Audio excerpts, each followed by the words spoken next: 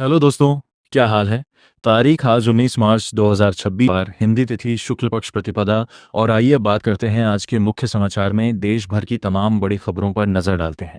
चलिए खबरों का सिलसिला आगे बढ़ाते हैं। पहली बड़ी खबर में अब देखिए, ईरान इजरायल जंग के बीच भारत में एलपीजी सिलेंडर की किल्लत बनी हुई है।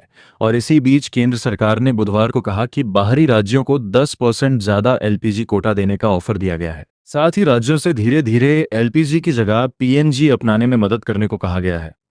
पेट्रोलियम मंत्रालय ने अपडेट दिया कि घरेलू एलपीजी उत्पादन 40% बढ़ा है, लेकिन हालात अभी पूरी तरह ठीक नहीं हुए हैं। एलपीजी की दिक्कत अभी भी बनी हुई है। ऑनलाइन बुकिंग में सुधार हुआ है, लेकिन डिस्ट्रीब्यूटर्स के यहाँ पर अभी भी लंबी लंबी लाइनें देखने को मिल रही हैं। वहीं कच्चे तेल गैस की सप्लाई को लेकर पीएम नरेंद्र मोदी ने बुधवार को संसद भवन में पेट्रोलियम मंत्री हरदीप सिंह पुरी के साथ बैठक की। कच्चे तेल और गैस की उपलब्धता और इनके इंपोर्ट और संभावित संकट से निपटने की रणनीति पर भी चर्चा हुई। दरअसल आपको पता ही होगा, होमोस्टेट के बंद होने से दुनिया भर में तेल सप्लाई पर असर पड़ा है। हालांकि युद्ध के बीच भारत के 3 जहाज शिवालिक, नंदा देवी और जगड़ की तेल संगीत गैस लेकर गुजरात के पोर्ट पर पहुंच गए हैं। मार्च के पहले हफ्ते में एलपीजी की खपत 17% बढ़ी है। पेट्रोल 13%, डीजल 8% ज्यादा बिका। कमर्शियल सिलेंडर महंगे होने से 57% रेस्टोरेंट ने दाम बढ़ा दिया है। दिल्ली में ड्राई फ्रूट्स 50% और पैरासिटामॉल 47% महंगी हो गई है। ईरान इजरायल युद्ध से सप्लाई ठप है। गैस की किल्लत से 1-20 लोगों ने पीएनजी कनेक्शन भी लिए हैं। और इधर आपको बताएं दोस्तों, केंद्र सरकार ने बुधवार को कैबिनेट बैठक में कई महत्वपूर्ण फैसले लिए हैं। सरकार ने औद्योगिक विकास को बढ़ावा देने के लिए भव्य यानी भारत औद्योगिक विकास योजना को मंजूरी दी है। 33,660 करोड़ रुपए लागत वाली इस योजना के तहत देश भर में 100 इंडस्ट्रियल पार्क विकसित किए जाएंगे। सरकार का ये मानना है कि भाई इस योजना से देश में निवेश बढ़ेगा और बड़े पैमाने पर रोजगार के अवसर भी पैदा होंगे। इसके अलावा कई नेशनल हाईवे प्रोजेक्ट को भी मंजूरी दी गई। कैबिनेट के 4 बड़े फैसले आप स्क्रीन पर यहाँ देख सकते हैं। कपास किसान भाइयों को भी राहत दी गई है। सरकार पूरी उपज खरीदेगी। चलिए आगे बढ़ते हैं। बड़ी खबर आप देखिए, फ्लाइट्स की 60% सीटें बिना एक्स्ट्रा चार्ज बुक हो जाएगी। एक ही पीएआर वाले यात्री साथ बैठ सकेंगे। पहले क्या होता था कि पसंद की सीट चुनने पर 3,000 रुपए तक वसूलती थी कंपनियां। लेकिन आपको बताएं, सिविल एविएशन मिनिस्ट्री ने भारत में हवाई यात्रा को ज्यादा सुविधाजनक बनाने के लिए नए नियम जारी कर दिए हैं। और नए आदेशों के मुताबिक एयरलाइंस को हर फ्लाइट में कम से कम 60% सीटें बिना किसी एक्स्ट्रा चार्ज के बुक होगी। ये निर्देश घरेलू फ्लाइट्स पर लागू होंगे। एक ही पीएनआर यानी बुकिंग रेफरेंस पर यात्रा करने वाले यात्रियों को एक साथ बिठाया जाएगा या फिर उन्हें आसपास संगीत की सीटें दी जाएगी। इसके अलावा एक बड़ा प्रस्ताव भी चल रहा है। नागरिक उड्डयन मंत्री राममोहन नायडू ने एयरलाइंस कंपनियों से एक स्पष्ट पेड पॉलिसी तैयार करने को कहा है। यानी अब हवाई सफर में साथ होंगे आपके पालतू कुत्ते बिल्ली वगैरह भी। मंत्री जी ने एयरलाइंस को पैड पॉलिसी बनाने के निर्देश भी दिए हैं। बड़ी खबर आ रही है, असम कांग्रेस के प्रद्युत बोरदोल ने बीजेपी ज्वाइन कर लिया। कहा कि अपमानित महसूस कर रहा था।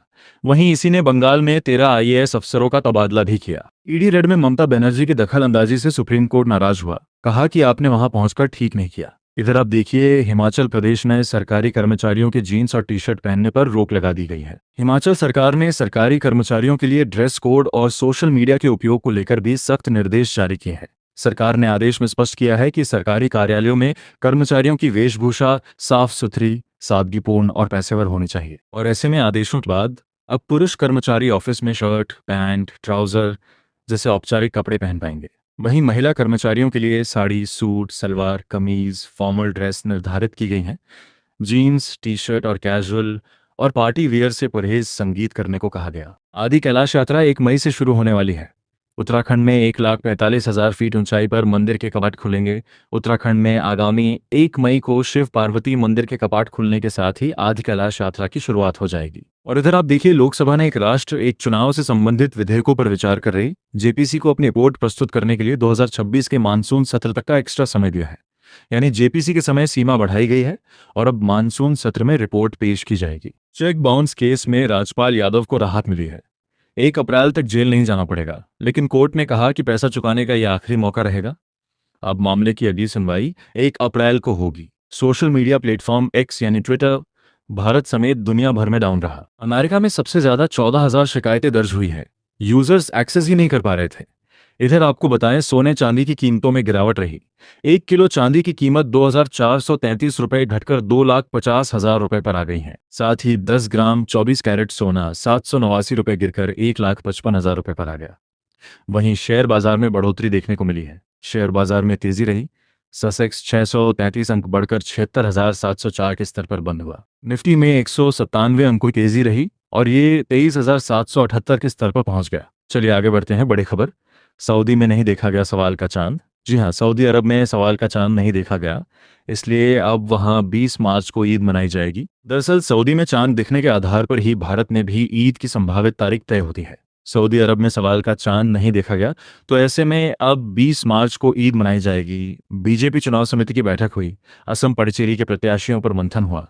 जल्द ही सूची आने का अनुमान है। बैठक में पीएम मोदी, अमित शाह, राजनाथ सिंह समेत कई वरिष्ठ नेता शामिल हुए। जियो का बड़ा तोहफा आप देख सकते हैं। अब विदेश में बिना किसी एक्स्ट्रा चार्ज के एसएमएस के फायदे मिलेंगे। रिलायंस जियो ने अंतर्राष्ट्रीय यात्रियों के लिए फ्री एसएमएस सुविधा शुरू की है। आंध्र प्रदेश में दिव्यांग शक्ति योजना की शुरुआत हुई है। अब बसों में दिव्यांग जन फ्री में सफर कर पाएंगे। मुख्यमंत्री चंद्रबाबू नायडू ने इस अवसर पर दिव्यांग जनों के साथ बस में सफर किया। पहले जापान को पछाड़ा, अब जर्मनी की बारी। साल 2030 तक भारत बनेगा तीसरी सबसे बड़ी अर्थव्यवस्था। एक रिपोर्ट आई है जिसमें बड़ा दावा किया गया है। बोस्टन कंसल्टिंग ग्रुप यानी बीसीजी की एक रिपोर्ट के अनुसार भारत 2030 तक जर्मनी को पीछे छोड़कर दुनिया की तीसरी सबसे बड़ी अर्थव्यवस्था बन जाएगा और जल्द ही जापान को भी पछाड़ देगा। और बड़ी खबर आ रही है, दुबई से फिर उड़ानें शुरू होंगी। आज गुरुवार को 48 उड़ानों का संचालन करेगी एयर इंडिया और एआई एक्सप्रेस। अब संगीत आपको युद्ध से जुड़े कुछ जरूरी अपडेट भी बताते हैं। इजरायली एयर स्ट्राइक में ईरान के इंटेलिजेंस मंत्री की जान चली गई है। राष्ट्रपति पज़ेश्कियान ने इसकी पुष्टि की और साथ ही ईरान की सबसे बड़ी गैस फील्ड पर भी हमला हुआ। कुल मिलाकर दोस्तों, अभी ये युद्ध जो है वह और आगे बढ़ता दिख रहा है। पज़ेश्कियान ने कहा कि यह हमला ईरान के शीर्ष नेतृत्व को निशाना बनाने की साजिश का हिस्सा है। और इसी बीच आपको बताएं, इजराइल ने भी ईरान के ऊर्जा ठिकानों पर बड़े हमले किए हैं। ईरानी सरकारी मीडिया के मुताबिक अमेरिका और इजराइल ने दक्षिणी ईरान में साउथ पार्स गैस फील्ड और असालुए शहर की तेल गैस सुविधाओं पर एयर स्ट्राइक किए हैं और इसके जवाब में ईरान ने खाड़ी देशों में एक बड़े हमलों की चेतावनी दी है। कुल मिलाकर ईरान के साउथ पार्स गैस फील्ड पर हमले से अब तेल गैस की कीमतों में आग लग सकती है।